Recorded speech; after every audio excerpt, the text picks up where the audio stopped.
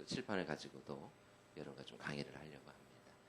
우리 인사 많이 하셨을 텐데 한 번 더 인사하실까요? 옆 사람 얼굴 좀 보시면서 좀 지그시 바라보시면서 오늘 유난히 아름다우십니다. 한번 좀 고백하시겠어요?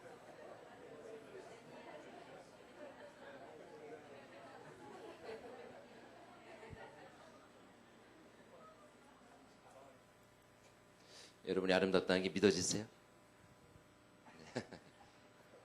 네, 믿어지기를 소원합니다. 네.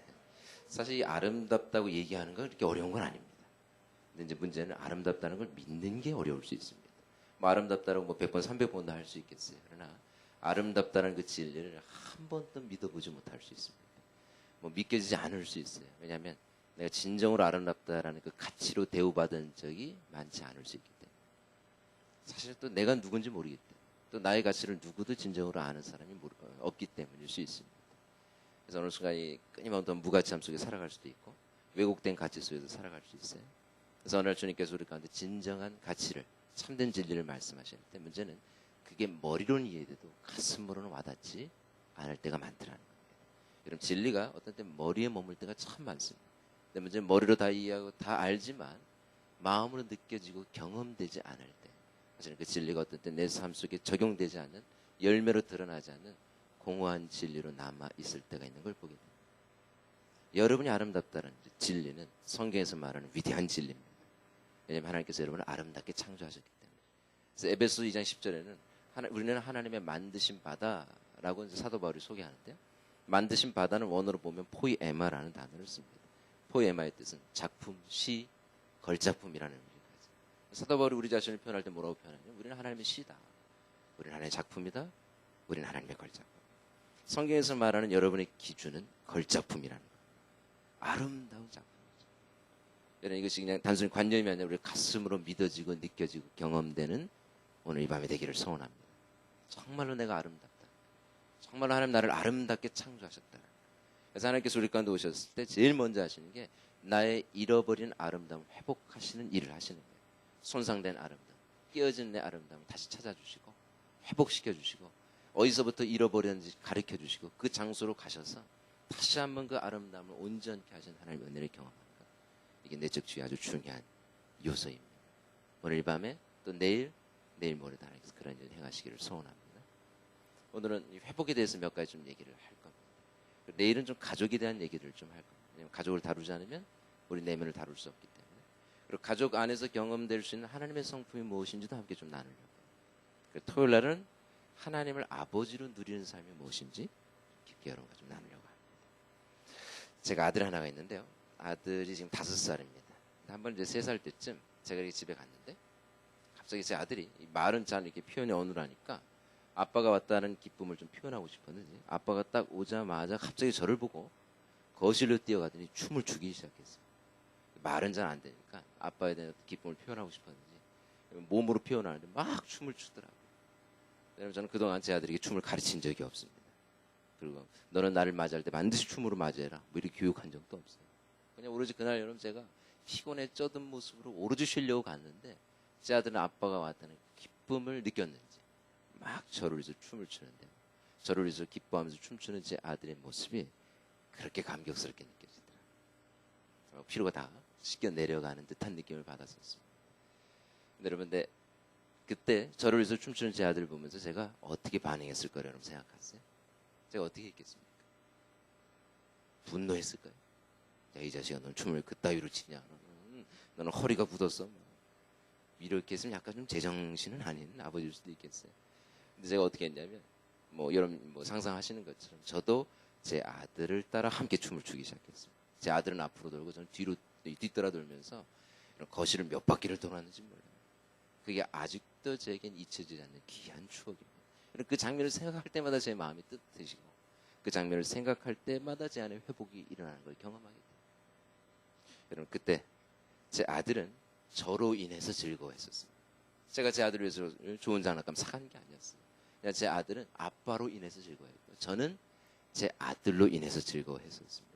제 아들이 저를 위해서 대단한 일을 한 게 아니었었어요. 그냥 아들이기 때문에 기뻐했었어요. 여러분 존재 대 존재로서 서로를 즐거워하면서 사랑을 누린다는 게 얼마나 귀한 것인지 제가 그때 깊이 경험할 수 있었습니다. 아버지가 뭔가 해줬기 때문이 아니라, 아버지가 내 기도에 응답해줬기 때문이 아니라, 나에게 뭐 대단한 선물했기 때문이 아니라, 그냥 아버지가 좋은 거지. 아버지는 어떻습니까? 그냥 그 존재로 자녀를 좋아하는 거예요. 정말 어떤 조건이 들어가지 않는 진정한 관계, 진정한 존재로서 누리는 그 관계를 경험할 때 변화와 회복이 일어난다는 걸 그때 경험했었습니다. 여러분, 제가 이 이야기 왜 하냐면, 적어도 하나님께서 우리 가운데 다가오실 때 이런 관계 안으로 들어오신다고 믿습니다. 하나님은 어떤 조건적인 관계를 우리와 관계 맺기 원치 않았어요. 정말로 하나님은 존재 대 존재로서 자녀를 사랑하신 그 완전한 사랑으로, 또 아버지를 기뻐하는 나의 사랑을 함께 누리기 원하시고, 그 관계 가운데 깊이 내 삶 속에 들어와 주시기를 원하십니다. 여러분, 우리가 하나님을 그렇게 실제로 좀 경험해야 합니다. 나와 함께 춤추시는 아버지, 나를 사랑하시고 나를 기뻐하시고 나를 존재로 환영하시고 나를 누리시는 아버지를 경험하셔야 돼요. 하나님 구름을 타고 다니는 관념 속의 어떤 좋은 심정도가 아니라 살아계신 내 아버지, 나를 기뻐하시고 나를 춤추시는 아버지. 여러분, 오늘 밤에 예배 전에 이렇게 말씀 전에 예배 드리셨는데, 여러분이 예배할 때 하나님 어떤 모습으로 계셨다고 믿으십니까? 제가 믿는 건, 여러분 예배할 때 하나님께서는 묵뚝뚝하게 보좌에 앉아 계신 분이 아니라 보좌를 팍 차고 내려오셔서 우리와 함께 기꺼이 춤추시는 아버지라고 믿습니다. 우리가 손을 들고 예배하든지 묵상으로 예배하든지, 예배만 받으시는 것뿐만 아니라 하나님 수동적으로 예배 받으시는 게 아니라 능동적으로 예배에 동참하시죠. 그래서 하나님 뭐 하세요? 우리와 함께 즐거워하시고 기뻐하시고 존재 대 존재로서 사랑을 누리시는 우리 아버지신 거예요. 그래서 스바냐 3장 17절에 뭐라고 기록되어 있습니까? 너희 하나님 여호와가 너희 가운데 계시다. 이런 게 아주 놀라운 말씀이에요. 하나님 우리 대충 만드시고 우리를 방치하신 하나님이 아니라, 하나님 어디 계시냐면 우리 가운데 와 계신다. 내 삶 한가운데 들어와 계신다. 근데 어떤 하나님으로 들어와 계시냐면, 나로 인하여 기쁨을 이기지 못하시는 하나님으로 들어와 계신다. 분노와 나를 책망하기 위해서 들어와 계신 하나님이 아니라, 하나님 나를 만드시고 나를 방치하신 하나님이 아니라 내 삶 속에 들어오셔서 어떻게 들어와 계시냐면 나를 기뻐하며 즐거워하시는, 나로 인하여 기쁨을 이기지 못하시는. 그래서 스바냐 3장 17절 뒷부분이 어떻게 끝나냐면, 하나님 나로 인하여 즐거이 부르시리로다 라고 끝나고 있습니다. 이 부르시리로다, 이걸 조금 더 이렇게 극적으로 어떤 표현한 성경 번역본에서는 이렇게 표현합니다. 하나님 너무 즐거워서 나를 인하여 덩실덩실 춤을 추시리로다. 이렇게 번역한 성경 번역본입니다. 실제로 성경에 계시되고 있는 하나님 어떤 분입니까? 나로 인하여 너무 즐거워서 기쁨을 잊지 못하시며 춤추시는 아버지로 계시되고 있습니다. 여러분, 하나님을 실제로 그렇게 경험해야 합니다. 나로 인해서, 내 존재로 인해서 기뻐하시고 즐거워서 기쁨을 이기지 못하시고 정말 즐거워하시고 나로 인하여 기뻐하는 내 아버지를 경험해야 합니다. 그래서 예수께서 주기도문에서 하늘에 계신 우리 아버지라고 하신 거예요. 하늘에 계신이라고 말할 때 하나님의 위엄을 뜻합니다. 사실 그 뒤에 나오는 단어는 하늘에 계신 전능자, 하늘에 계신 여호와, 사실 이게 맞는 거죠. 하늘에 계신 아버지란 뜻은, 주님은 하나님을 크게 두 가지로 계시하는 거죠. 하늘에 계신 전능하신 분이시죠. 그러나 그분이 우리 삶 가운데 오실 때는 어떤 분으로 다가오세요? 내 아버지, 친밀한 아버지로 하나님이 다가오신다는 거예요. 그리고 하나님을 아버지를 경험하는 건 우리 삶 속에 반드시 실제가 되어야 한다는 거예요. 관념 속의 하나님이 아니라 내 삶 속에 경험되어지는 아버지. 여러분, 예수께서 하나님을 아버지로 계시하실 때 신학적인 용어가 아니었어요. 신학을 가르치는 게 아니었습니다. 예수께서 하나님을 아버지로 소개할 때 실제 그게 뭘 의미하냐면, 주님이 하나님을 경험한 아버지였어요. 하나님을 아버지로 경험한 그 아버지라는 단어를 소개하시는 거죠. 그리고 우리가 하나님을 경험할 수 있는, 아버지로 경험할 수 있는 그 자리로 주님이 우리를 초청해 주시는 것입니다. 예수께서 죽으시고 부활하셔서 우리 가운데 주어진 그 정체성, 그건 뭐냐면 실제로 하나님을 아버지로 누리는 삶 가운데 우리를 초청해 주시고 그 정체성으로 우리를 회복해 주신 줄 믿습니다. 여러분이 더 이상 하나님께서 사랑을 구걸하는 어떤 종이 아니라 존재로서 나아가 하나님과 사랑을 누리는 온전한 자녀 된 줄 믿습니다. 자녀 되셔야 합니다. 그리고 자녀로서 하나님을 관념이 아니라 가슴속에 아버지를 누리셔야 돼요. 그 친밀한 아버지. 아까 얘기했던 것처럼 나와 함께 기꺼이 춤추시는, 내 손을 잡아주시고 볼을 비벼주시고 나의 눈물 가운데 다가오셔서 내 눈물을 닦아주시며 내 삶을 일으켜주시는 내 아버지. 그래서 우리가 하나님을 정말 아버지를 깊이 경험하기 위해서 필요한 믿음 하나가 있습니다. 그 믿음은 뭐냐면 이런 겁니다. 내 행위로 하나님을 기쁘게 할 수 있다라는 불완전한 믿음을 내려놓고 내 존재가 그분의 기쁨이 되었다라는 완전한 믿음을 가시는 거예요. 이 완전한 믿음을 소위 자녀된 믿음이라고 말합니다. 이게 자녀된 정체성입니다. 여러분, 우리가 이 행위로 하나님을 기쁘게 하는 게 아니라 이미 존재로 하나님의 기쁨이 된 줄 믿습니다. 이게 여러분, 이 행위로 하나님을 기쁘게 하는 건 사실은 맞습니다. 그게 진리죠. 그러나 이것이 불완전한 이유가 있어요. 여러분, 율법으로는 하나님을 기쁘게 할 수 없기 때문에 그렇습니다. 여러분, 율법 자체는 완전해요. 근데 문제는 뭡니까? 우리가 불완전하기 때문에 율법을 행할 때 그것을 완성시키지 못하는 거예요. 율법의 조건을 다 이루지 못하는 겁니다. 율법은 완전하지만 우리가 불완전하기 때문에 율법으로 우리 삶에 적용하면 그것이 불완전한 요소가 되는 거예요. 그래서 우리가 율법을 행하면 행할수록 어떤 일이 벌어집니까? 간절한 어떤 소원 하나를 갖게 되는데 그냥 누군가가 나를 무조건적으로 그냥 나를 가치 있다고 말해주고 나를 아름답다고 말해주고 나를 존귀하다고 말해주는 간절한 은혜를 사모하게 되는 거죠. 그래서 그것을 누가 하신 겁니까? 예수께서 오셔서 어떤 행위 아니라 내 존재를 그냥 가치 있게 여겨주시고 가치 있는 존재를 은혜로 가치 있게 받아주시고 그 가치를 누리면서 하나님의 아버지를 누리는 존재를 회복시켜 주시는 거예요. 그게 자녀된 우리 정체성인 줄 믿습니다. 어떤 행위가 아니라 존재로서 하나님을 누리면서. 여러분, 우리가 때때로 하나님을 위해서 열심히 봉사할 수 있습니다. 그러니까 너무 좋은 거죠. 그것은 우리 가운데 필요합니다. 그러나 한 가지 좀 문제는 하나님을 기쁘게 해서 열심히 하나님을 섬기는데 정작 내 존재 자체가 그분의 기쁨이라는 걸 믿지 못하죠. 이 문제는 좀 심각해질 수 있습니다. 그래서 우리가 열심히 하나님 섬기는 이유가 뭡니까? 끊임없이 하나님께 인정받기 위해서 사랑받기 위해서 몸부림치면서 섬기실 수 있어요. 더 중요한 건 내 존재가 그분의 기쁨이라는 걸 믿는 믿음 안에서 하나님을 섬기는 게 필요합니다. 제 아들이 어느 날 이렇게 그림을 하나 그렸는데 호랑이라고 그랬더라고요. 그래서 원 2개를 찍고 점 4개를 찍었는데 도저히 호랑이랑 믿어지지 않는 그림을 이렇게 그려왔어요. 근데 계속 우기더라고요. 이거 호랑이라고. 근데 저희 부부가 그 그림 보면서 어떻게 반응했을 거라고 생각하십니까? 찢어버렸을까요?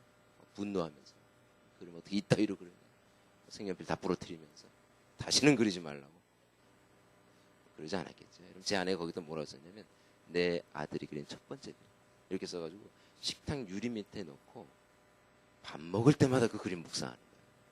근데 여러분, 그렇게 행복하더라고요.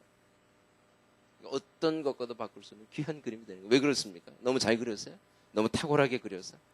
피카소처럼 그려서? 네, 비슷하긴 합니다. 피카소랑 비슷하게 그렸어요. 도저히 형체를 알아볼 수 없는. 근데 그 그림이 의미 있는 이유가 뭡니까? 나에게 의미 있는 나의 존귀한 아들이 그렸기 때문에 그 그림이 그렇게 가치 있게 여겨지더라고요. 너무 잘 그려서가 아니라 내가 기뻐하고 내가 사랑하는 내 아들이 그렸기 때문에 그게 무엇과도 바꿀 수 없는 보물이 되더라는 거예요. 하나님께서 우리를 이렇게 사랑하신다고 믿습니다. 내가 뭔가 잘해서가 아니라 내가 당신께 하나님께 탁월한 어떤 일을 했기 때문이 아니라 하나님께서 나를 존귀 여기시기 때문에 내 존재를 기뻐하시기 때문에 사실은 내 모든 삶을 하나님께서 기쁨으로 여겨주시더라는 거예요. 기쁘게 받아주시더라는 거예요. 그 완전한 은혜로 불완전한 내 삶을 다 채우셔서 여전히 불완전하고 여전히 우리의 경건은 미약하고 여전히 넘어지지만 그러나 그 존재를 받으시고 기쁘게 여겨주시고 사랑으로 나를 환영해 주시더라는 거예요. 그런 은혜를 누리는 삶, 이게 자녀된 삶인 줄 믿습니다. 이게 우리의 정체성입니다. 여러분, 하나님 앞에 나갈 때 완벽할 필요가 없습니다. 왜냐하면 하나님이 완벽하시기 때문에. 하나님 우리가 완벽을 요구한 적이 없어요. 왜냐하면 내가 완벽해서 나를 사랑하신 게 아니기 때문에 내 존재 자체를 그분이 기뻐하기로 결정하셨기 때문에 불완전해도 완전하게 여겨주시더라는 거예요. 실제로 여러분 5분 기도하면 하나님은 5시간 기도한 것만큼 여겨주시더라는 거예요. 뭐 별로 동의는 안 하실 수 있습니다. 5분도 기도입니까? 그러실 수 있는데 여러분, 하나님 여러분 5분 기도하면 감격하십니다. 네가 드디어 5분을 했구나. 내가 너에게 더 은혜를 베풀었어. 10분, 20분, 1시간, 2시간이 되도록 은혜를 베풀 것이다. 여러분, 이 신앙이라는 게 그런 거죠. 하나님 앞에서 완벽해지려고 몸부림치는 게 아니라 내 부족분을 주님의 은혜로 채우는 게 신앙생활입니다. 은혜를 누리면서 은혜 안에 성장하는 게 신앙생활인 줄 믿습니다. 여러분, 너무 바빠서 성경 많이 못 볼 수도 있습니다. 묵상 많이 못 하실 수 있어요. 너무 바빠서 성경책을 폈다가 닫아버릴 수 있어요. 근데 하나님 감격하십니다. 네가 드디어 성경을 폈구나. 매일 잡지만 보던 너가 드디어 성경을 폈고 하나님 감격하시고 그래서 하나님의 은혜를 더 부으셔서 정말 더 깊은 진리 가운데 오도록 은혜를 베풀어 주시는 이런 겁니다. 제가 어느 날 집에 갔는데 제 3살짜리 아들이 벌떡 일어나는 겁니다. 왜 일어나냐면 너무 긴장돼서 일어나는 거예요. 아빠가 왔다는 기쁨과 감격 때문에 일어나는 게 아니라 아빠가 왔는데 잠자는 모습 보여주면 아버지가 분노하니까 벌떡 일어나요. 그러니까 아버지를 기쁘게 하기 위해서 뭐 하냐면 옷을 한복으로 갈아입습니다. 3살짜리가. 그리고 저를 소파에 앉혀놓고 큰 절을 시작해요. 아버지 수고하셨습니다. 그리고 그때부터 저를 기쁘게 하기 위해서 뭐 하냐면 섬김을 시작합니다. 봉사를 시작합니다. 빨래하고 스팀 청소하고 오로지 아버지를 기쁘게 해요. 근데 문제는 아버지 품으로 못 들어오는 거예요. 왜냐하면 자기 존재 자체가 아버지의 기쁨이라는 믿음이 오기 때문에. 근데 그럼에도 불구하고 아버지의 사랑과 용납이 필요하니까 어떻게 해요? 아버지에게 인정받으면 사랑받을 수 있다고 생각해요. 그래서 뭐합니까? 아버지에게 인정받을 만한 많은 일을 하는데 정작 아버지 주변을 맴돌 뿐 아버지 품으로 못 들어요. 밤 10시 반까지 일합니다. 그래서 끝내는 눈이 새빨개져서 아버지한테 한마디 합니다. 아버지 저는 피곤해 죽겠습니다. 당신을 섬기느라고 너무 피곤해 죽겠어요. 이제 들어가 자겠습니다. 절대로 깨우지 마세요.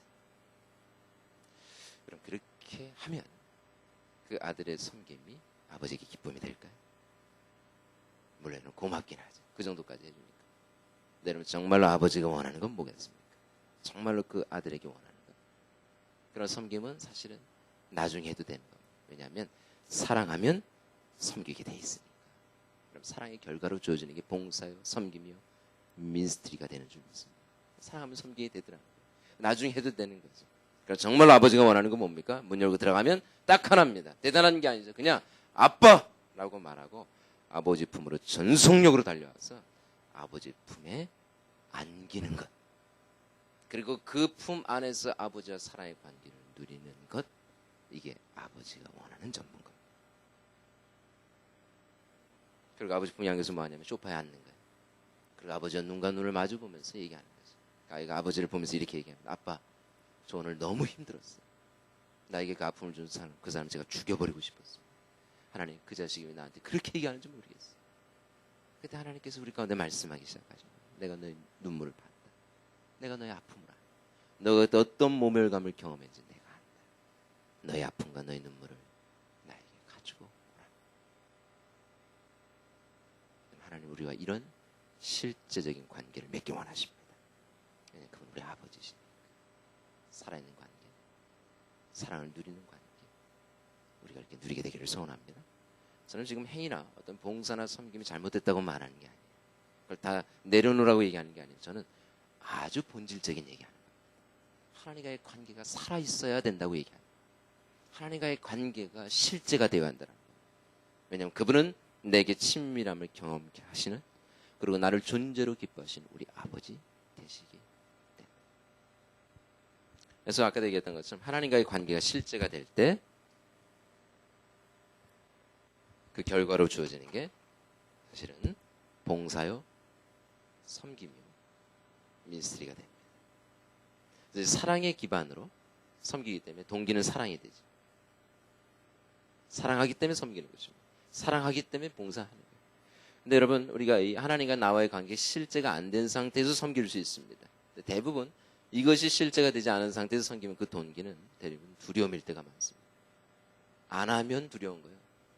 형벌에 대한 두려움이죠. 안 하면 하나님 벌 주시니까. 봉사 안 하면 벌 받고, 헌금 안 하면 벌 받고. 단순히 두려움으로 하나님을 섬길 수 있어요. 어떤 부모도 그냥 그 부모의 눈치를 살피면서 두려워하면서 그 아이가 부모를 섬긴다고 할 때 그 섬김을 기뻐하는 부모는 많지 않아요. 여러분 생각해 보십시오. 집에 갔는데 아이가 아빠의 눈치를 살살 살피는 거예요. 아버지를 사랑하지도 아버지를 기뻐하지도, 관계에 대한 확신이 없기 때문에 그냥 아버지의 눈치를 살피는 것뿐입니다. 그래서 아버지한테 징계받지 않게 해서 아버지의 눈빛을 살피면서 아버지에게 뭔가 봉사를 하지만 아버지에게 언제나 거리가 있는, 실제로 아버지를 좋아하지는 않는, 그리고 항상 아버지의 눈빛을 살피다가 아버지가 안 보는 것 같으면 자기 마음대로 행하는, 왜냐하면 아버지가 싫기 때문에. 만약 그런 관계라면 어느 누구도 그 부모는 그 관계를 원치 않아요. 두려움이 아니라 사랑으로 그분을 섬길 수 있어야 합니다. 그럴 때 우리 가운데 열매가 맺혀지고 역사가 나타나고 성장이 일어나게 됩니다. 여러분 제가 이 얘기를 왜 길게 하냐면 이 부분이 우리의 삶의 본질이기 때문에 그렇습니다. 그리고 이것을 누리기 위해서 제가 아까 얘기했던 것 첫 번째 필요한 게 뭐냐면 믿음이죠. 그 믿음은 우리가 자녀된 믿음을 가지시는 거예요. 확신을 가지신 그 믿음으로 하나님을 누리는 겁니다. 두 번째 필요한 요소가 있습니다. 사실은 오늘부터 토요일까지 나눌 부분입니다. 두 번째 필요한 요소는 뭐냐면 내적 치유가 필요합니다. 또는 회복이 필요합니다. 왜 그러냐면 상처가 주는 안 좋은 영향력 때문에 그렇습니다. 상처는 기본적으로 내 삶, 내 내면을 파괴합니다. 그리고 결과적으로 관계를 깨뜨리게 되죠. 근데 여러분, 상처가 여기서만 끝나는 게 아니더라는 거예요. 궁극적으로 상처는 하나님에 대한 오해와 왜곡을 일으키는 주범이 되기 시작해요. 왜냐하면 우리는 대부분 상처의 틀 안에서 하나님을 보게 되어 있기 때문에 그렇습니다. 상처의 경험 안에서 하나님에 대한 이미지를 만들어가기 때문에. 그래서 우리가 상처의 틀 안에서 사실 하나님을 보면 하나님이 잘 믿어지지 않습니다. 하나님이 신실하다는 것, 하나님의 은혜, 사랑을 주신다는 것, 무조건적으로 용납하는 것은 믿어지지 않아요. 심지어 어떤 분들은 하나님에 대한 적개심과 분노를 갖고 신앙생활 하신 분들이 있으세요. 그래서 주로 하는 말이 뭐냐면 어떻게 하나님 그럴 수 있냐. 신실하시자면서 내가 그렇게 외롭고 힘들 때 하나님 뭐 하셨냐. 당신 거기 어디 언제 거기 내가 그렇게 힘들 때 어디 계셨어요. 이렇게 하나님 향해서 어떤 분들은 분노를 폭발하는 분들이 있었어요. 여러분 생각해 보세요. 적개심을 가진 대상과 건강한 관계를 맺으실 수 있었습니까? 친밀한 관계 맺는 거 굉장히 어려워요. 여러분 우리가 상처의 틀 안에서 하나님을 볼 때 수많은 오해와 왜곡이 일어나게 되고 기본적으로 불신과 두려움이 우리 삶을 붙들게 돼요. 그러다 보니까 하나님과 친밀한 관계 못 들어가요. 하나님 주님을 만들거나 또는 관념적으로 하나님을 이해할 뿐 온전히 내 마음을 열어 그분의 사랑 안에 들어가지 못할 때가 많더라는 거예요. 여러분 이 말 뜻은요.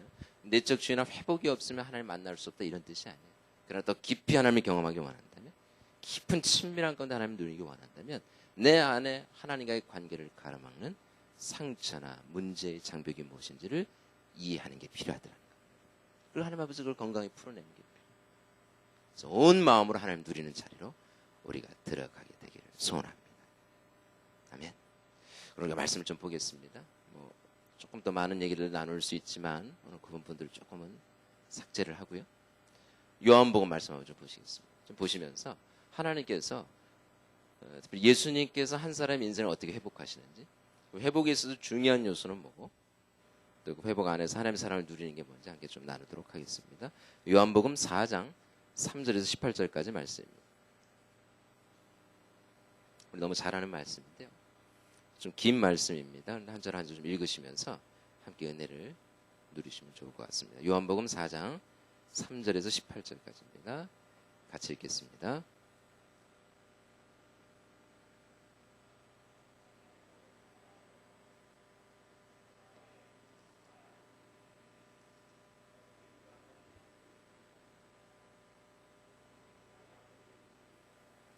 예수께서 길 가시다가 피곤하여 우물고 그대로 앉으시니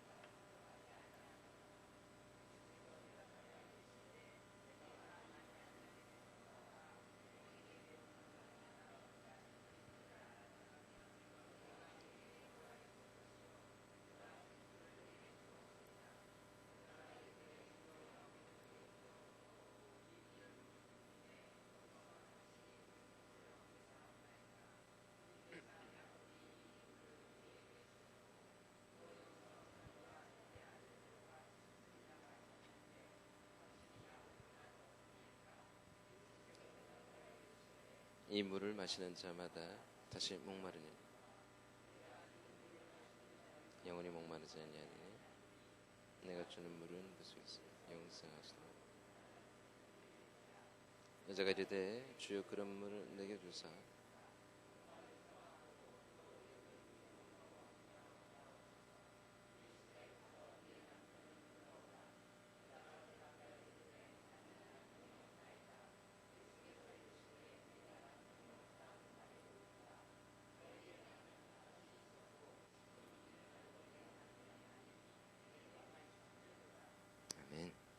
예수께서 제자들과 함께 사마리아 지역을 좀 들어가시는데요.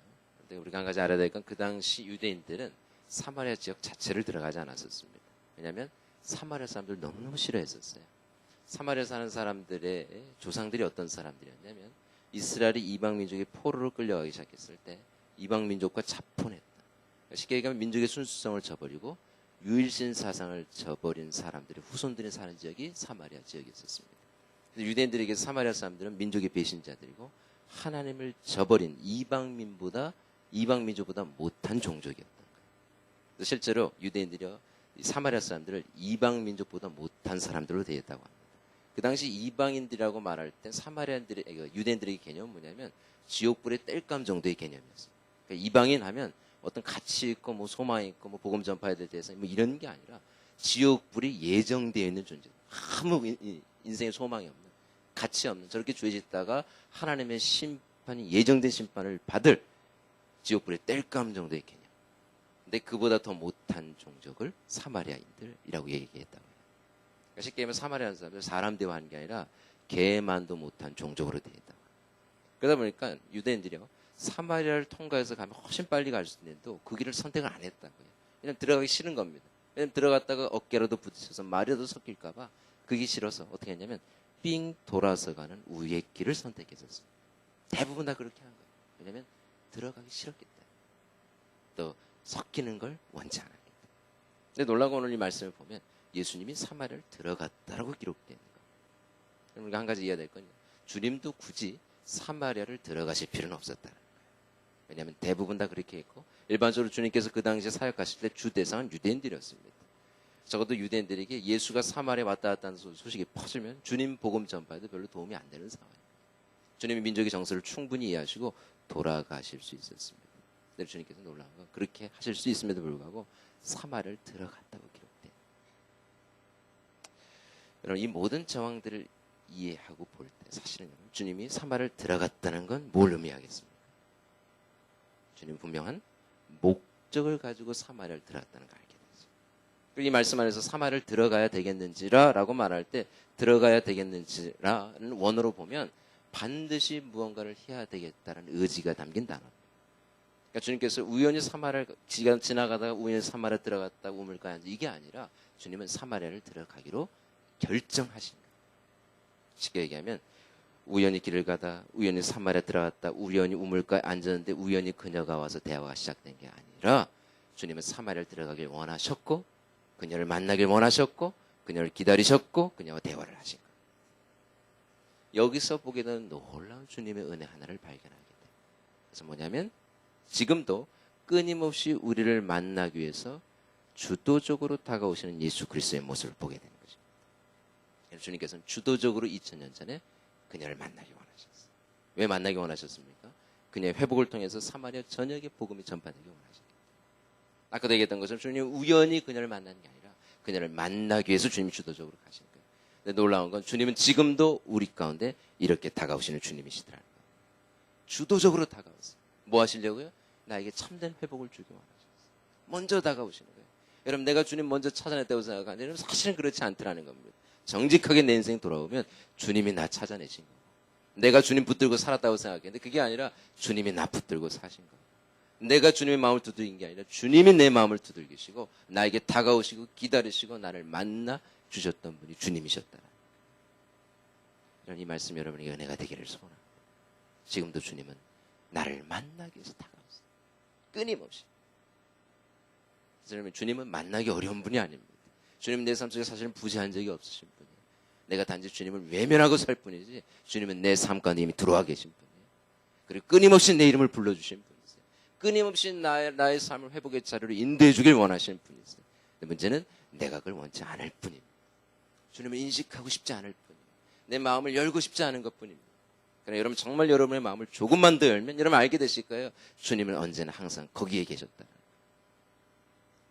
오늘 이 말씀 안에서 주님은 우리 가운데 다가오시는 분인 줄 믿습니다. 지금도 다가오세요. 먼저 불러주시는 하나님께서 이 자리에 우리를 이곳에 부르신 줄 믿습니다. 우연히 어쩌다가 세미나 하게 된 게 아니라 하나님께서 이 자리를 준비해 주신 줄 믿습니다. 여러분도 만나기 원하셨어요. 회복에 대해서 이야기하길 원하셨어요. 한 가지는 여러분 주님은 만나기 어려운 분이 아닙니다. 왜냐하면 주님은 여러분을 더 만나고 싶어 하세요. 이렇게 내적 치유 이렇게 쭉 하다 보면 이번엔 3일이지만 어떤 분들이 이렇게 일주일 하다 보면 어떤 분들은 내적 치유 시간을 보내면서 서서히 주님을 향해서 마음이 안 좋아지는 분들이 있었어요. 왜냐하면 내적 치유 이렇게 쭉 보내는데 어떤 사람은 울고 막 회복이 일어나는데 자기는 눈물 한 방울 쏟아지지 않는 자기를 보면서 마음이 상하기 시작하는 거예요. 그래서 주님을 향해서 막 서운한 메시지를 만들어내기 시작합니다. 그러면서 이런 얘기예요. 내가 이럴 줄 알았어. 내적 치유 시간에 주님이 나에게 상처를 주시는구나. 다른 사람 다 만나주시고 또 나를 비껴가시는구나. 어떤 때 이 내적 치유 끝나면 주님을 향해서 마음이 더 강팍해지는 분들이 있었어요. 여러분, 주님이 나를 안 만나주신다는 개념은 성경적이지 않습니다. 여러분, 주님은 반드시 여러분 만나십니다. 왜냐하면 주님은 여러분을 더 만나고 싶어 하세요. 내가 주님 만나고 싶어 하는 것보다 주님이 나를 더 만나고 싶어 하세요. 그래서 끊임없이 나에게 다가오세요. 근데 중요한 건 주님 여러분을 만나실 때 다 똑같이 만나진 않으실 겁니다. 여러분이 딱 맞게 만나실 거예요. 여러분의 필요가 뭔지 알아요. 여러분의 회복이 어떤 것인 줄 알겠다. 주님 만나실 거예요. 중요한 건 주님이 나를 만나신다는 믿음만 가지시면 됩니다. 그 믿음만 있으시면 오늘 내일 또 내일 모레 하나님께서 놀랍게 우리를 만나주시를 믿습니다. 주님 다가오세요. 그리고 주님께서는 그녀와 대화를 시작하십니다. 요즘 같은 경우에 남자가 여자와 말하는 거 큰 문제 아니지만 그 당시에는 굉장히 이례적인 사건이었어요. 주님 그녀와 대화하기까지요. 주님은 세 가지 편견을 깨셔주셨습니다. 첫 번째는 사회적인 편견, 두 번째는 율법적인 편견, 세 번째는 도덕적인 편견이었어요. 첫 번째 사회적인 편견이 있었습니다. 쉽게 얘기하면 유대인들이 사마리아 사람들을 상종하지 않았어요. 그러니까 인간 취급하지 않았다는 거. 사회적인 편견이 있었어요. 상종하지 않았다는 건 인격적인 관계를 맺지 않았다는 겁니다. 인격적으로 대하지 않았다는 거예요. 주님께서 어떻게 하세요? 그 모든 편견을 깨십니다. 그래서 오히려 주님께서 먼저 다가가셔서 그녀를 초청하심으로 인격으로 그녀를 환영하셨어요. 한 가지 기억해야 될 거예요. 여러분, 사마리아 사람들에 대한 그 편견은 사실은 사마리아 사람들 스스로가 만들어낸 편견은 아니었더라는 거예요. 근데 그 누가 만들어낸 겁니까? 사실은 유대인들이 만들어낸 편견이죠. 그리고 그들이 만든 그 편견은 사실은 사마리아 사람들이 힘들게 하는 거예요. 여러분, 우리 가운데 일하는 일도 똑같습니다. 내 삶을 실제로 힘들어하는 건 내가 내 자신을 보는 편견이 아닐 때가 많아요. 나를 정말로 힘들어하게 하는 게 뭡니까? 수많은 사람들이 나를 바라보는 그 편견이 나를 힘들게 하는 거예요. 수많은 사람들이 그 잘못된 평가, 왜곡된 평가. 내가 한 번도 나를 향해서 평가해달라고 한 적이, 부탁한 적이 없는데 모든 사람 나 평가하는 거예요. 자기의 관점, 자기의 토대로. 그리고 그 평가와 그 관점이 나를 힘들게 하는 거예요. 근데 감사한 건 주님께서는 그 편견과 관점으로 나를 대하지 않는다라는 거예요. 주님 사회적인 편견을 깨셨어요. 두 번째, 주님 율법적인 편견을 깨십니다. 그 당시 한 가지 보편적인 가르침 하나가 있었는데 그건 뭐냐면 남자는 여자에게 말을 건네지 말라. 이게 아주 보편적인 가르침이었습니다. 그래서 유대인들은 공개적인 장소에서 자기 아내나 자기 장모님을 봐도 말을 안 건넸다. 심지어 바리새인들은 여자가 똑바로 걸어오면 자기가 이렇게 보지 않고 눈을 감거나 고개를 돌리고 있거나 눈을 감은 채로 걸어가거나 그걸 또 자기 의로 여겼다고 합니다. 더군다나 그 당시는 율법적으로 볼 때도 또는 도덕적으로 볼 때도 사회적으로 볼 때도 여자들이 존중받는 그런 사회가 아니었었습니다. 그래서 특별히 유대인 남자들이 아침에 일어나서 하나님께 감사 기도를 드릴 때 이런 기도했었어요. 하나님, 나를 남자로 태어나게 하신 하나님 찬송을 받으시옵소서. 여자로 태어나지 않은 것에 대해서 감격하면서 기도했었습니다. 그래서 유대인의 회당에는 여자의 구역과 남자의 구역이 정확하게 나눠져 있었고 여자들이 함부로 남자들의 구역으로 넘어올 수도 없었어요. 율법적인 편견이 있었어요. 그것이 사실은 사람들을 또 여자들을 힘들게 했었어요. 여자는 인격적인 대우받은 게 아니라 가정 안에서 아이들 정도 낳고 가족을 돌보는 정도 그냥 노동력이나 생산력 정도를 제공하는 수준의 비인격적인 대우가 좀 있었어요. 주님께서 어떻게 하세요? 그 모든 편견 깨십니다. 그리고 그녀를 인격으로 환영하세요. 그리고 세 번째 주님이 깨셨던 결정적인 편견은 도덕적인 편견이었습니다. 그녀가 남편을 5번 바꿨다고 기록되는데 여러분 요즘도 한 여자가 남편 5번 바꾸는 게 쉬운 게 아닙니다. 사랑과 전쟁에도 안 나올 만한 얘기죠. 5번 바꾸는. 근데 그 여자 남편 5번 바꿨다고 말할 때 도덕적 관념이 강했던 그때 사실은 그게 문제가 될 수밖에 없는 거예요. 물론 여러분 그 당시는요. 여자는 이혼 권한이 없었습니다. 그러니까 여자가 남자가 싫다고 함부로 이혼해달라고 이렇게 말할 수도 없었어요. 얼마나 인격적인 대우를 못 받았는지 여자는 그런 권한도 없었어요. 그러므로 여자가 남편을 5번 바꿨다고 말하면 바꿔 말하면 여자가 남편으로부터 5번 버림받았을 가능성이 많아요. 아니면 사고로 남편이 죽었거나. 그런데도 이것이 그녀에게서 삶의 문제가 될 수 있는 건 뭡니까? 끊임없이 남편으로 버림받거나 관계가 깨졌는데도 불구하고 끊임없이 또 남편 아니면 살 수 없는 그녀의 내면의 모습이 있는 거예요. 남편으로 채울 수밖에 없는 그 내면의 공허함이 사실은 그녀의 도덕적인 문제가 될 수 있는 거예요. 그리고 지금 살고 있는 그 사람도 그녀의 남편이 아니었었어요. 그녀가 실제로 도덕적인 문제가 있었습니다. 그리고 그녀가 물기로 왔다는 시간은 6시라고 말하는데 우리나라 시간으로는 오후 12시부터 오후 3시를 뜻해요. 중동 지역에서 가장 햇빛이 뜨겁게 내리쬐는 시간에 물길로 온 거예요. 아무도 그 시간에 물길로 오지 않습니다. 아침 시간에 여자들이 물길로 와서 교제하는 게 그 당시 문화였는데 그녀가 아는 거예요. 아무도 오지 않는 시간, 아무도 오지 않는 공간. 근데 주님께서 어떻게 대하십니까? 모든 편견을 깨뜨리시고 그녀를 인격으로 환영해 주시더라. 여기서 알게 되는 놀라운 진리 하나가 있습니다. 그건 뭐냐면 주님이 우리를 만나시 못할 어떤 인생의 장벽도 존재하지 않는다. 내가 어떤 인생 살았든지 어떤 평가받으면서 살았든지 여러분의 어떤 편견 가운데 이 자리에 왔든지 오늘 주님이 여러분을 만나는 데는 전혀 문제되지 않는다. 여러분이 어떤 모습으로 왔든지 그 모든 걸 뛰어넘어 주님 여러분을 만나실 거예요. 그리고 참된 회복의 자리로 여러분 인도해 주실 거예요. 한번 좀 볼까요? 여러분 사회적인 편견 갖고 이 자리에 오신 분 있으세요? 사회적인 편견이 뭐겠습니까? 쉽게 얘기하면 사회적인 평가죠. 여러분 사회적으로 어떤 평가 받으면서 사셨어요? 여러분 정직하게 직장에서 여러분 어떤 평가 받으십니까? 더 작게는 여러분 정직하게 가정 안에서 여러분 어떤 평가 받으셨어요? 여러분 부모님 여러분 좋아하셨습니까? 사랑하는 딸, 내 아들 뭐 이런 평가하셨습니까? 아니면 병신, 등신, 네 언니를 봐라, 네 형을 봐라, 발끝만 쫓아 뭐 이런 평가 받으셨어요? 여러분 심지어는 여러분의 부모님도 여러분 별로 안 좋아하실 수 있어요. 사람들로부터 받던 그 수많은 평가 사실 여기서 문제가 끝나는 게 아니라 하나님과 나와의 관계도 그 평가가 문제를 일으키더라는 거예요. 그래서 우리가 두 손 들고 하나님 예배할 수 있습니다. 그러나 하나님 깊은 임재 가운데 들어올 때 이런 생각 확 올라올 수 있어요. 정말 하나님 나 좋아하실까? 정말 하나님 나 아시면 정말 좋아하실까? 나 병신인데, 나 등신인데, 내 부모도 나를 안 좋아해. 하나님 나 좋아하실까? 열을 받았던 그 수많은 말들, 수많은 평가, 수많은 무가참의 대우들 이게 실제로 하나님과 친밀함을 맺는데 문제를 일으키더라고요. 아까도 얘기했던 것은 놀라운 진리는 이겁니다. 하나님은 나를 사람의 편견으로 대하지 않으시더라. 하나님 나를 대하실 때 어떻게 대하시냐면 하나님이 나를 향해서 갖고 있는 원 가치로만 나를 대하시더라는 거예요. 여러분 하나님 내 가치를 아십니다. 왜냐하면 그분이 날 만드셨기 때문에.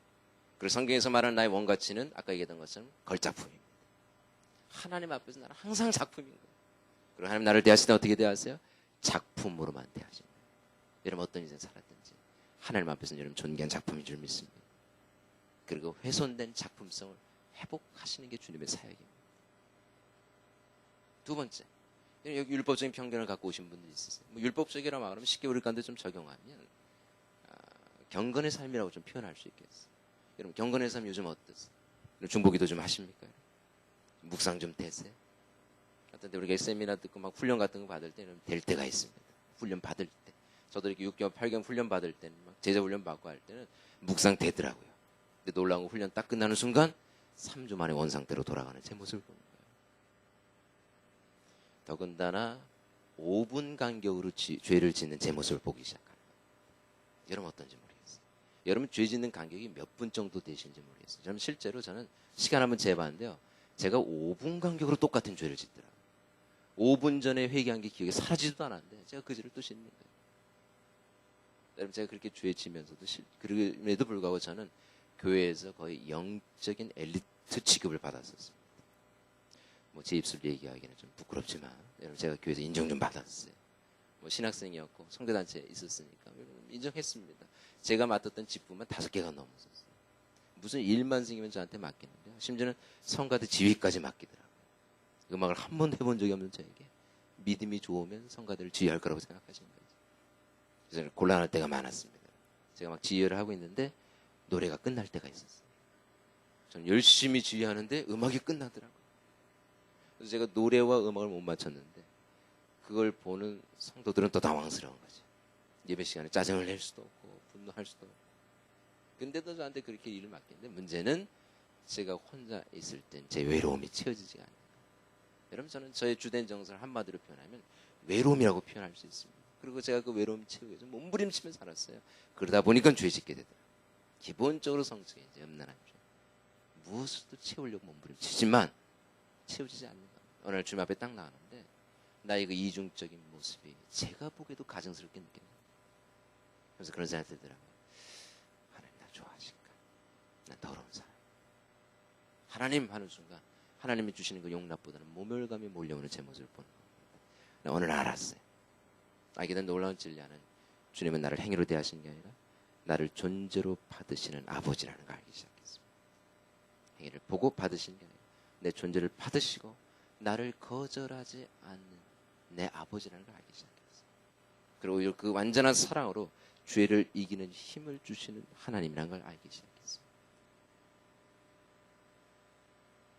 확실히 마지막으로 이런 도덕적인 편견을 갖고 이 자리에 와 계신 분이 있으세요. 도덕적인 편견은 뭐 쉽게 얘기하면 도덕적인 문제겠죠. 여러분 과거에 도덕적인 실패의 경험이 있으세요? 여러분 과거에 좀 도둑질 좀 하셨습니까? 혹시 도벽이 있으셨는지 모르겠어요. 제가 한번 이렇게 강의했더니 어떤 분이 손을 번쩍 들고 얘기하시더라고요. 자기는 자전거를 훔쳤다고. 담대하게 얘기하시더라고요. 여러분 혹시 과거에 뭐 좀 훔치셨습니까? 근데 여러분 사실은 도덕적인 문제라고 할 때 가장 우리 가운데 문제가 될 수 있는 게 사실은 성적인 문제입니다. 사도 바울이 얘기하기를 모든 죄를 몸 밖에 지지만 성적인 죄를 몸 안에 짓는다 그럽니다.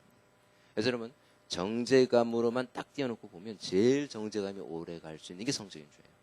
사단이 그걸 알기 때문에 우리를 공격할 때 제일 많이 건드리는 것도 성적인 실패입니다. 그래서 막 우리가 은혜 받고 막 이렇게 할 때도 사단이 옆에서 한마디 툭 던지. 야, 너 더러운 사람이야. 너 기억 안 나? 너 이 사람 저 사람 만나면서 성관계 맺으면서 낙태까지 하면서 너 더러운 거 기억 안 나? 너 더러운 사람이야. 너 외도했어. 너 더러운 너 은혜 받으면 네 과거가 달라지면 한마디 팍 찍어요. 그러면 이 정죄감이 딱 발동되면 어떤 분들은 용서나 용납 가운데도 못 들어갑니다. 정죄감 때문에 일주일 아무리 강의해도 일주일 내내 또 회개기도만 하세요. 그럼 회개기도는 너무 좋은 거죠. 중요한 겁니다. 많은 용서를 누리는 것도 또한 매우 중요한 줄 믿습니다. 근데 용서 가운데 못 들어가요. 정죄감 때문에, 실패감 때문에. 여러분 주님은 우리 죄를 드러내시는 게 맞습니다. 그러나 주님 죄를 드러내신 목적이 있어요. 그것은 뭐냐면 참된 자유를 주기 위해서 죄를 드러내시죠. 여러분 정죄는 주님의 속성이 아닙니다. 사단의 속성입니다. 결론은 뭐냐면요. 오늘 주님이 우리를 반드시 만나신다라는 거예요. 어떤 모습으로 여기 와든지 상관없어요. 주님은 여러분을 온전히 만나주실 줄 믿습니다.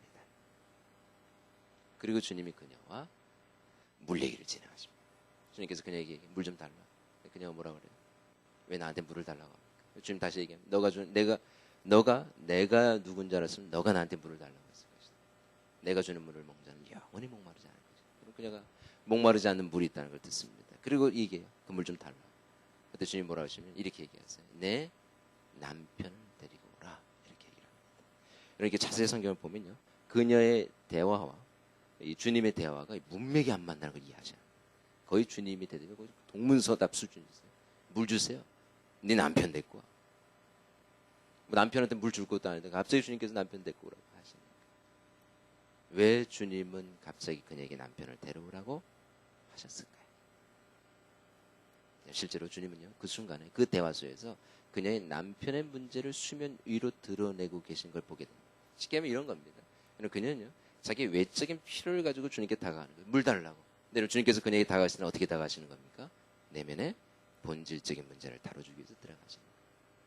그래서 어떤 때는 주님과 내가 이렇게 핀트가 안 맞을 수 있습니다. 그럴 때때로 외적인 필요를 가지고 주님께 끊임없이 나가요. 그러나 사실 주님은요. 내 안에 본질적인 문제를 먼저 다루어 주길 원하시죠. 왜냐하면 외적인 게 아무리 풀어져도 내 내면의 문제가 풀어지지 않으면 내 마음이 풀어지지 않으면 내가 가진 어떤 것도 내 삶 속에 누릴 수 있거나 풍요로움을 누릴 수 있거나 가질 수 없기 때문에 그렇습니다. 여러분 때때로 생각하면 내가 많이 가지면 행복할 수 있을 거라고 생각하는데 여러분 실제로 그게 아니더라는 거예요. 많이 가져도요. 여러분의 마음이 깨져 있으면 여러분 누릴 수 있는 마음이 없으면 누릴 수가 없더라는 거예요. 내 마음이 깨져 있고 내 마음이 상해 있으면 내가 아무리 갖고 모든 게 풍성해도 여러분 그게 별 의미가 없더라는 거예요. 여러분 적게 가져도 내 마음이 회복되어 있으면 내 마음이 건강하면 풍성하게 누릴 수 있는 은혜가 있기 시작하더라는 거예요. 주님 아시니까 사실은 주님 내 내면의 본질적인 문제부터 다뤄주기가 원하셨어요. 주님께서 그녀에게 주셨던 메시지는 이런 겁니다. 내 딸아, 너가 나한테 물을 달라고 했는데 내가 너의 인생을 볼 때 너의 인생의 진정한 문제는 물을 못 먹어서 목마르는 게 문제가 아니라 남편을 5번 바꿔도 채울 수 없는 내 내면의 문제, 내 영혼의 문제가 진정한 문제다. 그 문제를 가지고 오면 너가 다시는 목마르지 않을 것이다. 사실 이게 주님의 메시지였던 거예요. 주님은 그녀의 진정한 갈증을 해결하기 원하셨고 참된 자유를 주기 원하셨습니다. 주님께서 우리 가운데 이렇게 다가오신다고 믿습니다. 감사한 건 뭐냐면 주님은 이미 그녀의 남편의 문제를 알고 계셨다. 그냥 한 번도 남편 얘기한 적이 없는데, 그냥 한 번도 내면의 본질적인 문제 드러낸 적이 없는데 주님은 그녀를 볼 때 외적으로 대하신 게 아니라 그녀의 내면의 본질적인 문제로 들어가셨다. 저는 이것이 여러분에게 은혜가 되기를 소원합니다. 중요한 건 뭐냐면 주님은 이미 내 모든 걸 아신다. 내 눈물, 내 아픔, 내 고통 다 아신다. 한번 생각해 보세요. 제가 여러분과 함께 한 달 동안 공동생활 한다고 생각해 보십시오. 한 달 내내 제가 여러분과 뭐 하냐면 아침 6시부터 저녁 12시까지 여러분의 인생을 다 듣는 거예요. 아침 6시부터 밤 12시까지. 그리고 한 달이 딱 끝나면 제가 여러분에 대해서 완전한 지식을 가질 수 있을까요? 여러분 어떻게 생각하십니까? 제가 여러분 그렇게 교제하면 여러분 그렇게 교제해도 제가 완전한 지식 가질 수 없다는 거 여러분 아시죠?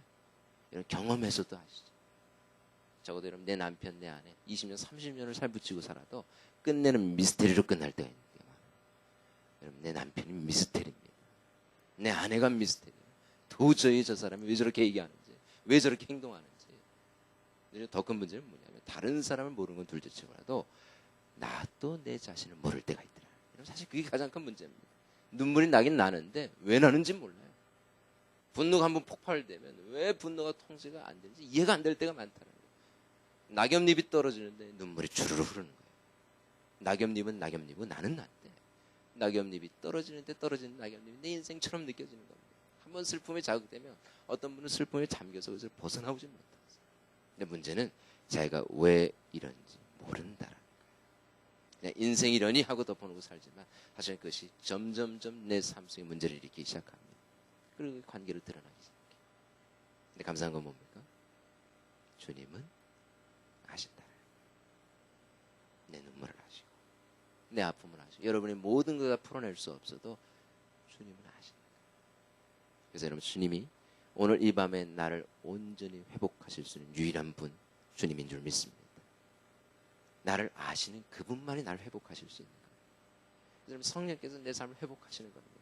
성령께서 내 내면을 비추시고 내 내면을 비추신 것만큼 우리가 성령 안에서 회복될 수 있습니다.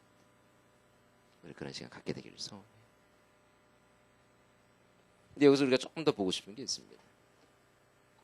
주님께서 그녀에게 남편의 문제를 건드셨을 때 그녀가 보였던 반응입니다.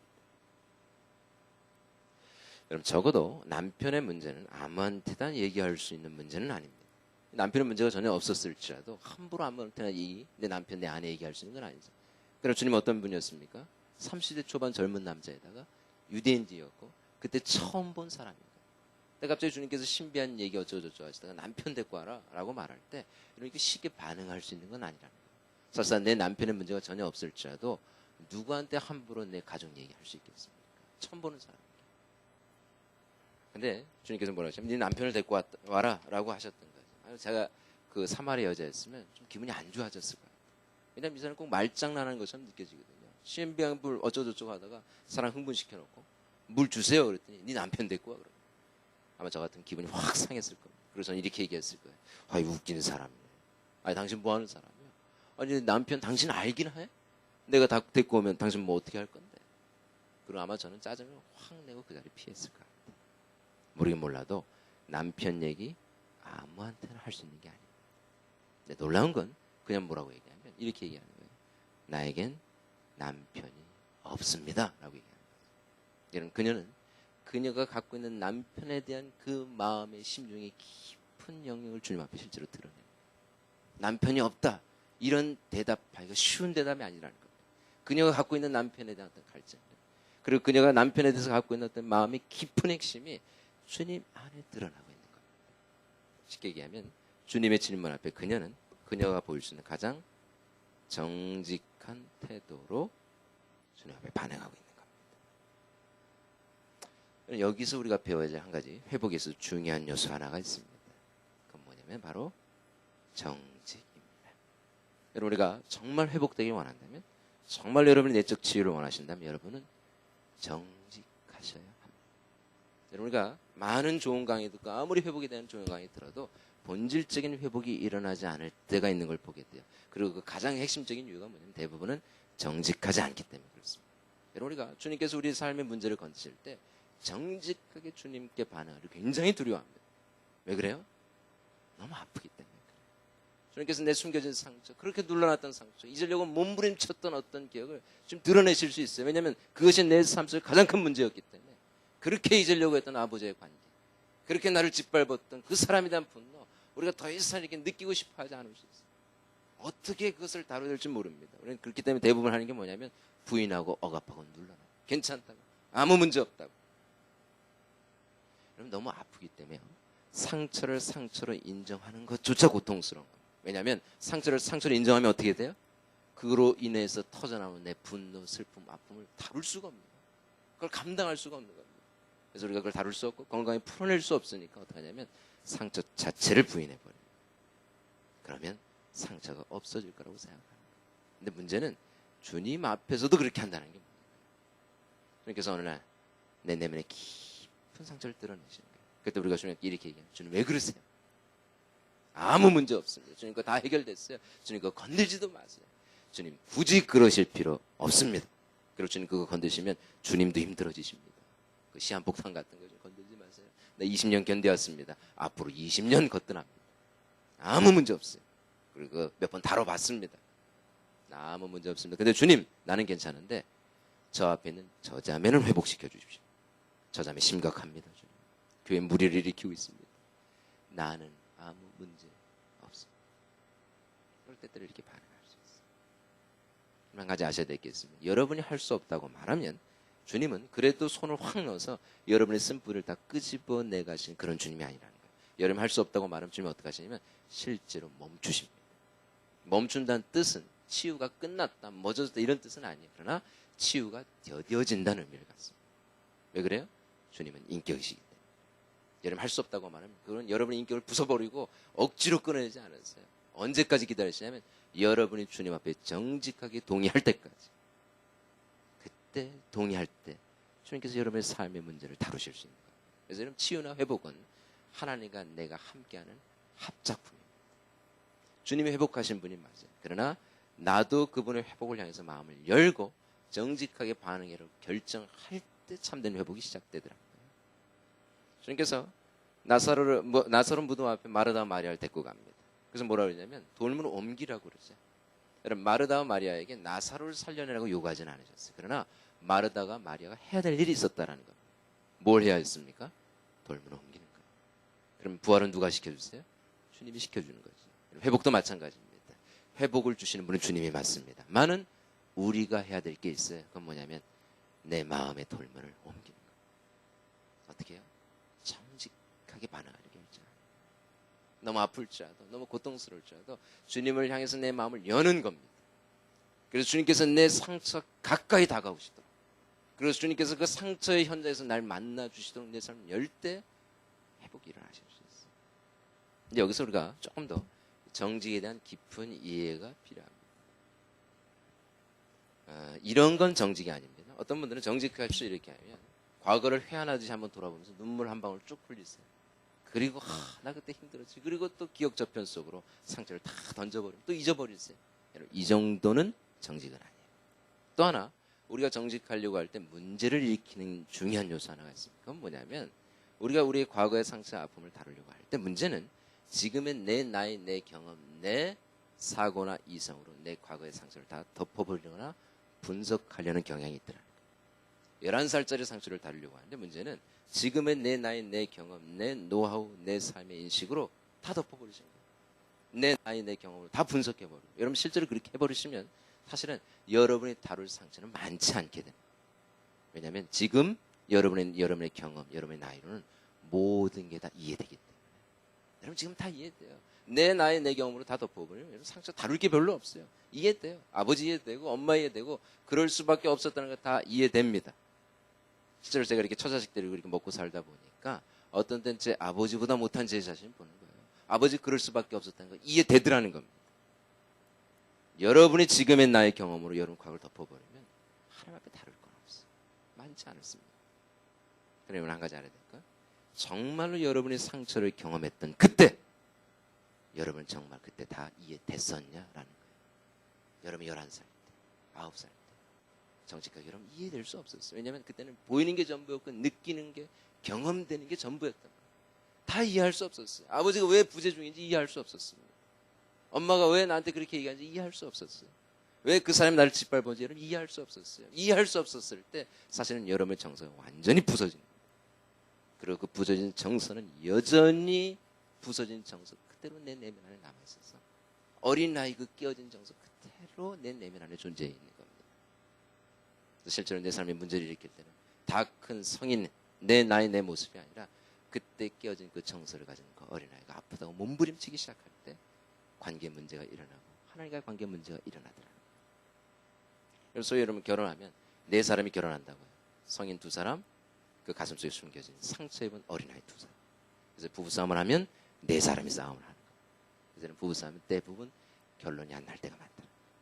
사랑하기 때문에 결론이 안 나는 게 아니라 왜 싸우는지 모를 때가 많더라. 뭔가 한가 건드려져서 싸움이 시작됐는데 내 아내가 나 무시한다고 생각해서 싸움이 시작했는데 내 남편이 나 제한한다고 해서 싸움이 시작했는데 사실 싸우다 보니까 상대방의 문제가 아니라는 걸 어느 순간 알기 시작해요. 근데 문제는 뭡니까? 문제의 원인은 발견할 수 없어요. 계속 기분은 안 좋고 마음은 상하고 더 깊은 갈등의 관계로 들어가는 우리의 모습을 봐요. 더 큰 문제는 우리가 우리 자녀를 양육할 때 문제가 되기 시작하더라. 내 깨어진 정서가 5살짜리 정서로 머물러 있을 수 있기 때문에 그렇습니다. 그래서 5살 이상의 정서를 갖기가 어려운 거예요. 왜냐하면 깨어진 정서를 가진 아이가 성장하지 않기 때문에 그 깨어진 정서 안에 머물러 있기 때문에. 그래서 아이를 양육할 때는요, 내가 5살짜리 깨어진 정서를 갖고 있으면 아이를 언제까지 커버할 수 있냐면 5살짜리까지는 커버할 수 있어요. 왜냐하면 그 정서는 내가 커버할 수 있는 정서이기 때문에. 근데 아이가 5살에서 넘어서 6살, 7살이 넘어가기 시작하면 부모님들이 혼동을 경험하기 시작해요. 왜냐하면 아이가 더 큰 정서적인 필요를 요구하고 반응을 요구할 때 부모님들이 당황하실 수 있어요. 내가 얘를 어떻게 대해야 될지 모르시는 거예요. 왜냐하면 그 정서 안에 내가 머물러 있기 때문에. 사실 5살짜리가 5살짜리를 돌본다는 게 얼마나 힘듭니까? 내 몸은 다 커 있지만 사실 내 정서는 5살짜리. 그리고 어떤 때 내 아들이 필요한 그 사랑의 정서는 내가 더 필요한 내 장본인일 수 있어요. 그러다 보니까 내 아들에게 사랑을 줄 수가 없어요. 오히려 사랑받기 위해서 더 경쟁하는 자기의 모습을 보기 시작합니다. 그래서 우리 내면이 좀 풀어지고 회복될 필요가 있어요. 그렇기 때문에 정직은 뭐냐 그렇다면 정직은 이런 겁니다. 정직은 뭐냐면 주님과 함께 성령님과 함께 내가 상처를 경험했던 그때 그 모습, 그 아픔, 그 눈물, 그 고통으로 돌아가 충분히 아픔을 경험하고 그 아픔을 주님께 드리는 작업, 이걸 정직이라고 얘기해요. 누가 함께 가는 거냐면 주님과 함께 가시는, 혼자 가시는 게 아니라 더 정확하게는 주님이 가시는 것만큼만 가시면 됩니다. 여러분 주님은요 여러분에게 딱 맞게 가시는 거예요. 그래서 주님께서 이번 3일 동안 여러분의 인생 30년 40년을 다 다루지 않습니다. 여러분 생각해 보세요. 3일 동안 내 인생 20년 다 다루면 우리가 미쳐버릴 수도 있습니다. 주님 그거 아세요. 그래서 주님 어떻게 하시냐면 우리에게 딱 맞게 가시는 거예요. 그래서 여러분이 이번 한 주간 주님이 다루실 어떤 부분이 있으실 거예요. 그리고 주님이 다루시는 그 부분, 드러내시는 그 부분만 다루시면 돼요. 중요한 건 주님이 가시는 것만큼 믿음으로 가시면 돼요. 그래서 여러분도 생각 안 나는데 억지로 끌어내실 필요는 없어요. 그러나 주님이 드러내시면 억지로 부인할 필요도 없다는 거예요. 주님은 여러분에게 어떻게 돼야 될 줄 아세요. 여러분 인생 전체를 3일 동안 다 다루진 않으실 거예요. 그러나 여러분의 삶에서 가장 중요한 요소 한 가지 다루실 수 있습니다. 여러분의 아버지를 다루실 수 있겠어요. 여러분의 남편이나 아내나 자녀를 다루실 수도 있겠어요. 중요한 건 주님이 가시는 것만큼 가시면 돼요. 가서 뭐 합니까? 그때 그 정서, 그 아픔, 그 눈물로 여러분이 돌아가시는 거예요. 지금 내 정서로 방어하면서 분석하면서 보는 게 아니라 여러분 11살이 된다는 건 실제로 주님과 함께 11살짜리의 눈물과 상처의 아픔으로 돌아가는 걸 의미합니다. 그래서 하나님 앞에 반응할 때는 어떻게 반응하셔야 돼요? 11살짜리가 느꼈던 고통과 그 아픔을 가지고 하나님께 나가시는 거예요. 그래서 여러분 하나님 만나실 때는 그 11살짜리를 만나주신 그분을 만나시는 거예요. 그리고 그 상처 가운데 만나주시는 그 주님 경험하고 아픔을 드리고 회복 가운데 인도하신 주님의 은혜를 경험할 때 회복이 시작되는 거예요. 소위 내적 치유라고 말할 때요. 중요한 요소는 상한 감정을 다루는 것입니다. 치유가 감정에만 국한됐다고 말하는 건 아닌데요. 전인격적인 회복이 맞습니다만 사실은요, 감정 굉장히 중요한 요소가 맞습니다. 왜냐하면 하나님께서 이 세상을 감각하고 누릴 수 있는 가장 중요한 요소로 감정을 주셨기 때문에 우리가 지적으로 이해할 수도 있겠어요. 그러나 사실 우리는 감정으로 세상을 이해하고 받아들이고 나를 표현하게 되어 있습니다. 그래서 우리는 감정으로 받아들입니다. 그리고 사실은 자기를 감정으로 표현하죠. 그러면 여러분, 감정이 깨어져 있다는 건 세상에서 내가 누리고 나를 표현하고 행복감을 누리고 경험할 수 있는 가장 중요한 기능이 망가졌다는 걸 의미합니다. 실제로 감정이 깨져 있으면 누릴 수 없어요. 감각할 수 없습니다. 표현할 수 없습니다. 그래서 여러분, 감정이 없으면 사실 상처될 것도 없어요. 그래서 여러분, 감정 없으면 누가 달려와서 이런 따귀를 때려도 상처 안 받습니다. 내 차를 들이받아도 상처 안 받을 수 있는데 감정이 있으면 모든 게 문제가 돼요. 감정은 하나님 아버지는 건강하게 회복되어야 될 중요한 요소입니다. 어떤 분들이 이렇게 굉장히 지적이고 논리적인 분들이 이렇게 있는데요. 어떤 분들은 정말 감정이 없는 것처럼 보이는 분들이 있어요. 실제로 논리적이기 때문에. 여러분, 실제로 그런 분들은 감정이 없는 게 아닙니다.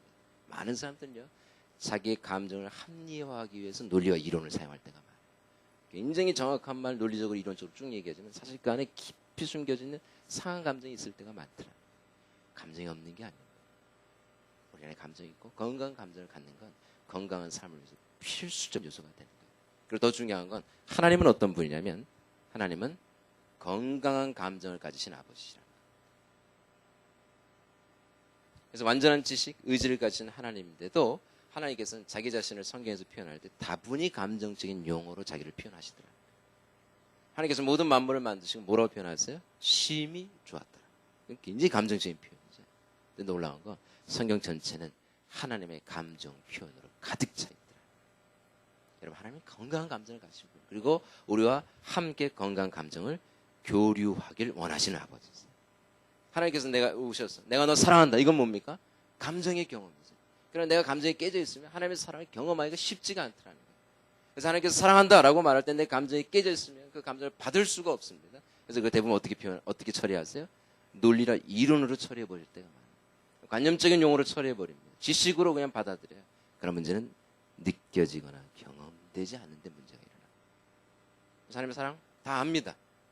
근데 경험되진 않는 거예요. 하나님의 용납 다 알아요.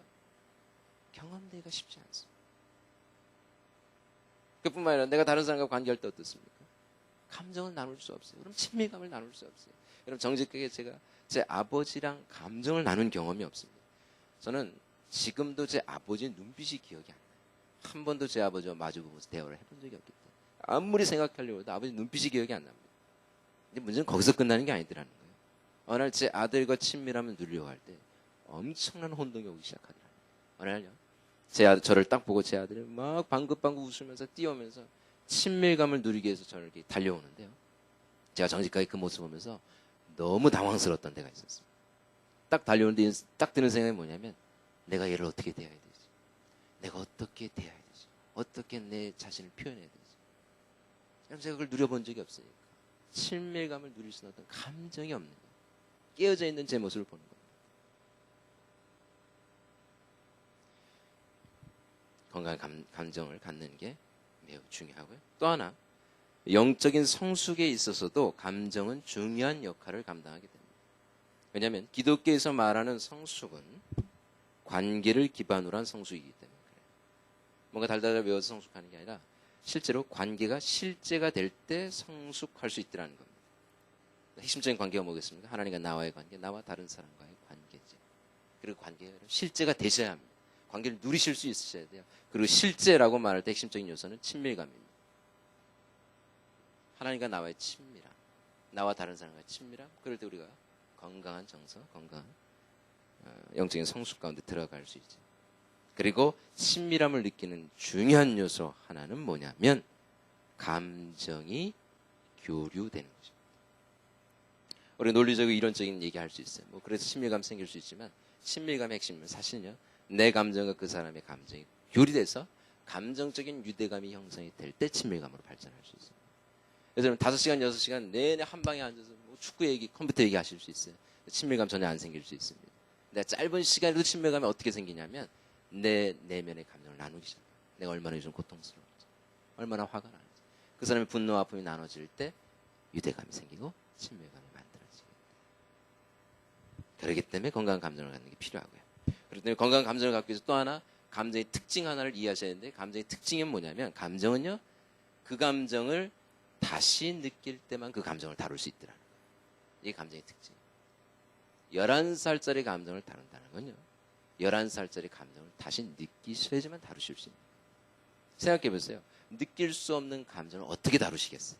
논리와 이론적으로 심리학적인 요소로 다루실 수는 있겠어요. 뭐 이해하고 넘어가실 수는 있지만 실제로 여러분요, 그 감정이 여러분 안에서 살아나지 않으면 그 감정을 풀어낼 수 없는 거예요. 근데 그것이 살아나고 그 감정을 재경험하도록 도와주신 분 누구세요? 성령님이십니다. 성령님께서 실제로 그 아픔 현장으로 나를 데려가시는 겁니다. 고통스럽고 부인하고 눌러놓고 싶었지만 그 떠오르게 하시는 거예요. 그래서 그 아픔의 현장에 주님이 나를 만나주시고 아픔을 싸매주신 주님의 은혜를 경험하기 시작합니다. 그래서 우리 가운데 필요한 건 첫 번째는 정직하기로 결정하셔야 하는 겁니다. 그럴 때 우리는 회복을 위한 첫 걸음을 디디게 됩니다. 그리고 그 다음에 필요한 건 고백입니다. 고백은 뭐냐면 내 아픔을 하나님 앞에 쏟아놓는 작업을 하는 거예요. 소위 이걸 시편 142편의 얘기를 많이 듣는데요, 다윗의 시편입니다. 다윗이요, 시편 142편에서 이렇게 기도합니다. 여호와여, 내가 내 원통함을 주 앞에 토하나이다. 소위 토한다 또는 토설한다고 얘기하는데, 다윗이 그렇게 정직하게 하나님 앞에 토하는 기도를 드렸다고 성경에 기록되어 있어요. 토한다고 말할 때는요, 오바이트로 따지면 이런 겁니다. 내 위에까지 오바이트 하는 상태를 토한다고 말해요. 그러니까 그냥 음식물만 토하는 게 아니라 정말 내 위에 국물 한 방울까지 남지 않을 정도로 다 쏟아놓는 것입니다. 근데 중요한 건 우리가 하나님 앞에서 그렇게 정직하게 토해내야 된다. 여러분 정말 하나님 앞에서 이렇게 토해낸 기도 언제 하셨습니까? 규격에 맞는 기도가 아니죠. 하나님에서 아멘으로 끝나는 기도가 아니라, 여기서 토한다는 건 말 그대로 정말 정리되지 않은 내 모든 생각의 한 자락까지 완전히 하나님 앞에 다 털어놓는 거예요. 정리돼서 규격 다 맞춘 다음에 끝나고 그냥 아멘 나 할 수 있으면 이렇게 끝나는 게 아니라 정직하게 내 안에서 삭혀지지 않는 분노, 적개심, 아픔 하나도 감춤 없이 털어놓는 작업이 필요하더라는 거예요. 우리가 대부분 이런 기도 할 때가 많습니다. 그러니까 언제 기도하냐면 수련회 때예요. 근데 문제는 1년에 수련회 아무리 많아도 1년에 2번입니다. 1년에 2번 하셔서는 여러분의 상처 다루실 수가 없어요. 끊임없이 상처 경험하고 삶 속에서 상처를 견뎌야 되는데, 이건 뭐하냐면 날마다 하셔야 돼요. 날마다 그 아픔의 현장을 가서 날마다 내 아픔을 주님께 쏟아놓고 그 아픔 가운데 다가오신 주님의 위로를 경험할 때 변화와 회복이 실제가 되기 시작하는 겁니다. 여러분 다윗의 인생을 한번 생각해 보세요. 다윗이요, 고난을 견뎠습니다. 다윗이 도망자 인생을 살았는데요, 제가 한 도망자라는 영화를 1시간 반짜리 영화 한번 본 적이 있는데요, 제가 그 도망자 영화 보다가 제가 답답해서 죽는 줄 알았습니다. 그런 생각이 들더라고요. 저렇게 한 석 달 다니면, 도망 다니면 사람이 실제로 미치는 게 시간 문제예요. 그런 생각이 들더라고요. 미치겠더라고요, 정말. 여러분 스트레스 많이 받아보셨을 겁니다. 근데 스트레스 많이 받으면 사람이요, 인격적으로 반드시 문제가 생기더라고요. 스트레스 건강히 안 풀어내면. 나중에는요, 이 사람이 어떤 주체가 안 되는 분노에 사로잡힌 사람으로 바뀔 수 있습니다. 근데 다윗이 어떻게 살았냐면 몇 개월, 몇 년 도망다니는 게 아니라 거의 10여 년 이상을 도망자 인생을 살더라는 거예요. 더 큰 문제는 하나님께서 다윗의 10여 년의 고난에 대해서 단 한 번도 설명해 주신 적이 없다는 거예요. 이게 더 아이러니컬한 거죠. 제가 다윗이었으면 반쯤 미쳤거나 분노에 사로잡힌 방화범이나 살인범이 됐을 겁니다. 근데 놀라운 건 다윗은 하나님 마음에 합한 왕이 돼요. 이게 더 놀라운 건 다윗은 한참 힘들 때 다윗 주변에 400명 정도가 상처받은 사람들이 옵니다. 그들의 정서 상태를 상한 자, 깨어진 자, 소망 없는 자. 그러니까 다윗도 상태가 안 좋은데 다윗 주변에 오는 사람들은 더 상태가 안 좋았던 거예요. 사실 참 어려운 상황이지. 용사가 와도 부족한 판에. 여러분 그렇게 상처 많은 사람들을요, 동굴 속에 이렇게 모아둬 보십시오. 좁은 공간에 반드시 싸움 납니다. 분노 생기고. 놀라운 건 나중에 다윗의 왕국을 건설할 때 다윗과 함께 있던 사람들이 쭉 소개되는데 뭐라고 소개되냐면 용사라는 단어로 그들이 표현되기 시작합니다. 이스라엘의 왕국을 건설하는 용사들, 상처가 없고 깨어진 사람들이 아니라 나라를 세우는 용사로 그들이 바뀌었다는 겁니다. 여러분 생각해 보세요. 그들이 용사가 되기까지 중요한 역할을 누가 감당했다고 생각하십니까? 저는 다윗이었다고 믿습니다. 실제로 다윗은요, 자기의 스트레스를 풀어낼 수 있었어요. 더 놀라운 건 그는 오히려 자기 주변에 있는 사람을 바꾸는 사람으로 회복되기 시작했다는 겁니다. 그 비결이 어디에 있다고 생각하십니까? 저는 그 비결을요, 시편 142편에서 찾습니다. 그는 정직했어요.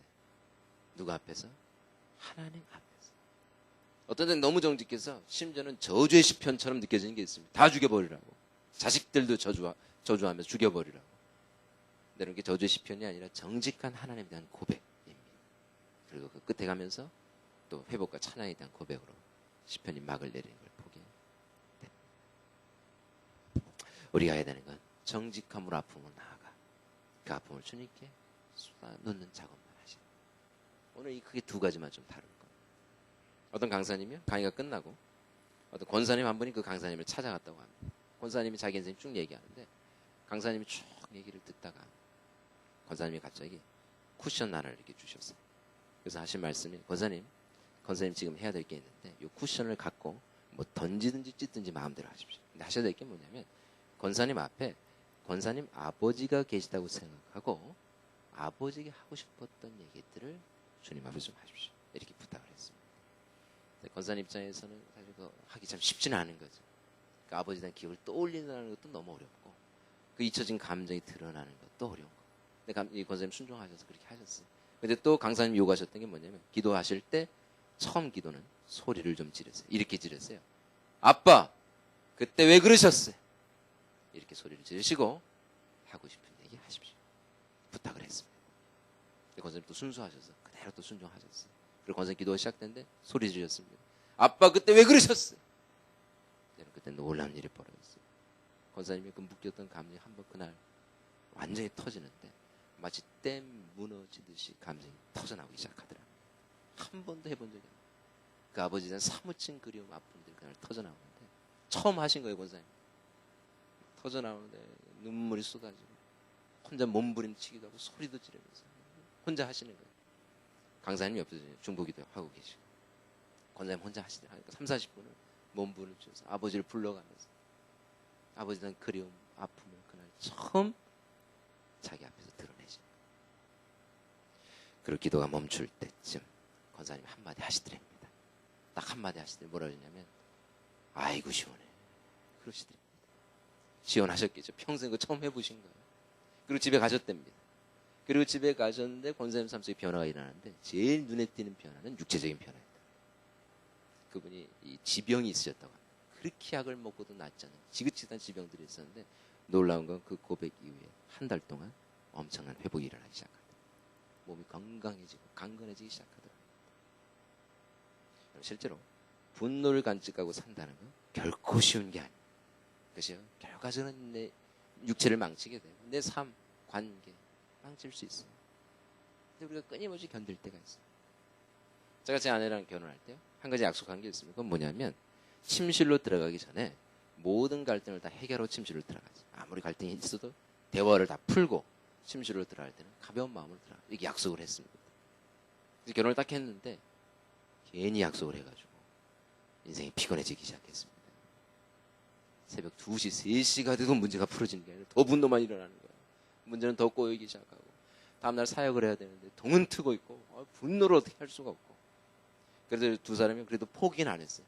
계속 대화하고 한 3년 정도 이렇게 막 이렇게 치고받고 하니까 어느 정도 좀 되더라고요. 이제 자기 어떤 내면의 감정도 보게 되고 문제도 보게 되고 또 정직하게 받아들이기도 하고 몸은 힘들어도 그래도 마음이 편하니까 좋더라고요. 근데 어느 날이었습니다. 제가 너무 기분이 안 좋을 때가 있어요. 제 아내를 향해서 분노가 일어난 거죠. 그래서 그때 너무 마음이 상해서 그때 결단한 게 뭐냐면 마음을 안 열기로 결정을 했어요. 대화 안 하기로 했습니다. 마음을 닫아버리고 집에 들어가서 조금 있다가 그냥 바로 자버렸어요. 왜냐하면 눈 떠 있으면 대화를 해야 되기 때문에. 그래서 자면서 그런 생각했습니다. 내가 이렇게 자면 내일 어떻게 될까? 뭐 이런 생각하면서 잤어요. 그리고 아침에 일어나서 자연스럽게 하나님께 나가려고 주님 하는 순간 제 안에 뭐 하나가 쑥 감정이 올라오는데 그 감정이 뭐냐면 소망 없다. 이 소망 없다는 무기력감이 확 올라오더라고요. 그래서 그 무기력에 젖어가지고 기도를 끝을 못 맺었고 하루 종일 무기력했습니다. 제가 그때 알았어요.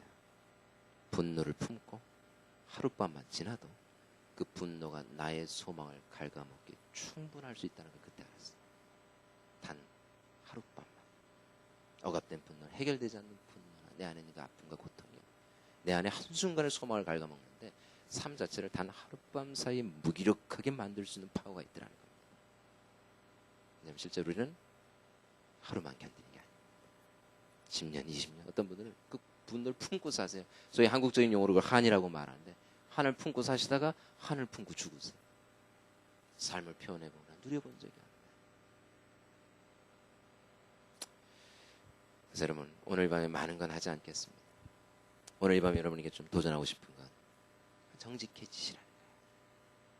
그냥 주님과 함께 아픔의 현장으로 가서 여러분이 느낄 수 없었던 그 아픔을 충분히 아파하고 아픔을 건강하게 표현하시라는 거예요. 그래서 아픔을 표현한다고 말할 때 중요한 요소 하나는 눈물을 흘리시는 거예요.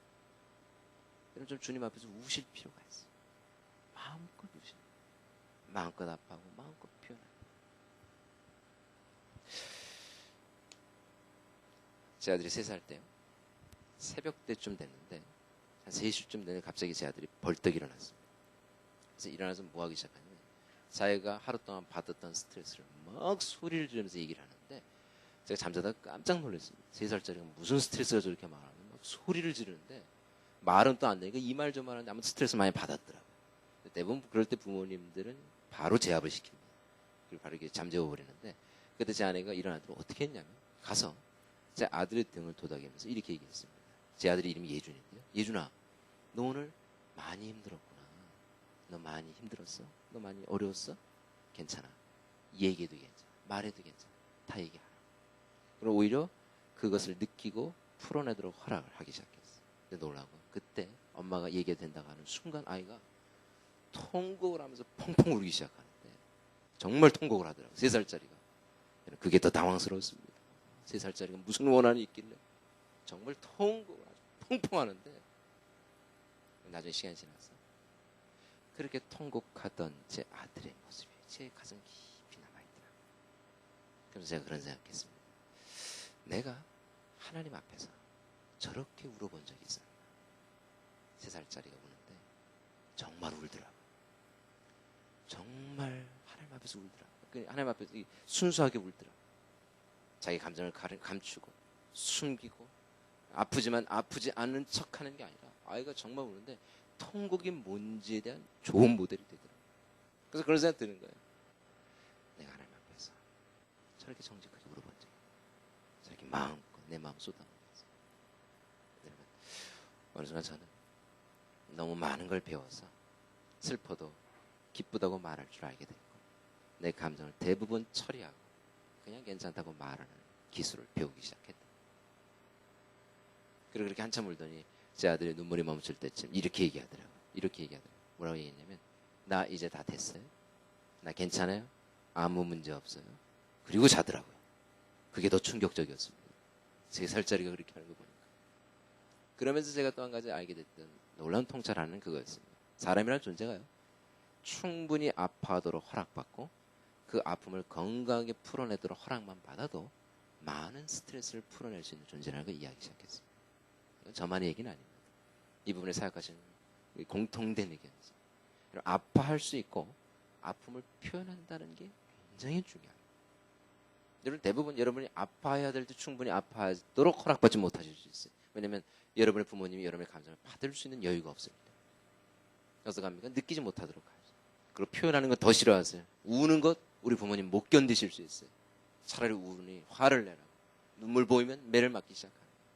아파하는 것도 아픔을 표현하는 것도 허락받지 못하실 수 있습니다. 그래서 어느 순간 배우죠. 아파하지 않기로 표현하지 않기. 근데 중요한 건 주님 앞에서는 그럴 필요가 없다라. 아파하셔도 돼. 그리고 아픔을 건강하게 눈물로 표현하세요.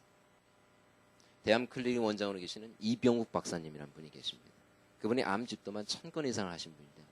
그분이 암세포를 이렇게 띄어내면서 한 가지 알게 된 건 뭐냐면 암세포를 띄어내는 것만으로는 본질적인 회복이 일어나지 않더라. 자꾸 재발되고 이 회복의 차도가 늦어지고 그래서 그분이 고민하게 됐던 게 뭐냐면 한 가지 원인을 발견하는 데 됐는데 그건 뭐냐면 암에 걸린 대다수의 사람들의 특징이 있더랍니다. 그 특징이 뭐냐면 대부분 암 걸리기 전에 극심한 스트레스나 정서적인 고통을 경험한 사람들이 암이 걸리더라는 거예요. 그래서 극심한 스트레스나 아픔이 경험될 때 어떤 이 저항력이 떨어지고 잠재되는 암세포가 발현이 되면서 실제로 암으로 나타나기 시작하더랍니다. 그래서 그분 표현으로는 암은 사연으로 발생하는 병이라고 얘기하시더라고요. 그래서 이 암세포를 떼어낸 것만으로는 본질의 회복이 일어나지 않더래요. 그래서 그분이 그때부터 병행하셨던 치료법이 있었는데 눈물 치료라는 걸 병행하셨다고 합니다. 암세포를 떼고 또 뭐 하셨냐면 그 환자와 단둘이 앉아서 뭐 하냐면 환자가 자기가 하고 싶은 모든 얘기를 하면서 그냥 통곡하도록 허락하는. 예수 믿든지 안 믿든지 상관없이 자기 쓴 아픔들을 다 그냥 끄집어내면서 의사 선생님이 그거 들어주시는 거예요. 그리고 환자가 그냥 울 수 있도록 허락을 해준 겁니다. 무슨 얘기하든 상관없이 눈물을 흘리도록 또 자기 감정을 표현하는. 놀라운 거냐? 그렇게 통곡하면서 자기 감정을 풀어내는 사람들 중에 극적인 회복이 일어나기 시작합니다. 암 말기 환자까지 회복이 일어나는데 자신이 실제로 경험한 임상을 인터넷에서 기록한 기사를 제가 본 적이 있습니다. 그래서 그분이 하는 표현은 눈물은 하나님이 주신 천연 항생제라고 그러시더라고요. 울 수 있다는 게 얼마나 복된 거예요. 그래서 자기는 일주일에 7번 우신대요. 형제분인데 연세가 있으신 분인데 자기는 7번 일주일 7번. 그래서 감동이 되면 울고 십자가 붙들면 울고 하나님 앞에서 마음이 올 때 울고 그 울 때도 무지막지하게 운다고 합니다. 옆 사람 보지도 않으시는데 펑펑 우시는데 그렇게 울 수 있다는 게 자기 삶을 건강하게 하는 가장 중요한 요소라고 그러시더라고요. 여러분 울 수 있다는 건 축복입니다. 하나님께서 회복을 해서 주신 놀라운 선물이죠. 그리고 여러분 특별히 남자들의 눈물샘 까리가 여자들의 눈물샘 까리보다 훨씬 크다고 합니다. 그래서 원래는 눈물을 많이 저장하고 더 건강하게 눈물을 표현하는 게 원래 하나님이 만드신 원 디자인이에요. 우리가 하도 문화적으로 절대로 울지 마라, 느끼지 마라 이렇게 표현받아서 우리 형제님들이 잘 울질 않았어요. 자기의 감정을 직면하는 게 굉장히 두려워하실 때가 많습니다. 시간이 많이 걸렸어요. 근데 원래 원 디자인은 눈물이 자매들보다 훨씬 풍부하고 감성적으로 넘쳐나는 사람들이 남자들이라는 겁니다. 그리고 실제로 제가 이렇게 강의 같은 데 가서 은혜 받는 때가 언제냐면 연세가 지긋하신 장로님들께서 눈에 눈물이 촉촉하게 젖어 있으신 장로님들이 있으시다. 어떤 때 너무 어린아이 같아. 그리고 정직한 그 모습이 그냥 보기만 해도 은혜가 되는 분들이 있더라. 울 수 있다는 거. 저는 축복이라고 믿습니다. 누구 품에서 우시겠어요? 하나님 품에서 우시는 거예요. 근데 놀라운 건 요즘은 자매님들도 이렇게 별로 안 우세요. 이렇게 적용기도 들어 막 울다가도 어떤 분들은 우는 도중에 바로 화장품 꺼내서 화장을 다시 하시더라고요. 제가 보고 있었어요. 적용기도 하는데 화장을 하시더라고요. 자기 눈물 흘리는 거 보여주고 싶지 않아요. 불이 탁 켜지면 원상태로 돌아가 있는 빠른 복원력을 갖고 계십니다. 여러분 이제 하나님 앞에서 그렇게 하실 필요가 없었어요. 오늘 밤에는 아버지 품으로 달려가 여러분의 아픔을 쏟아내는 겁니다.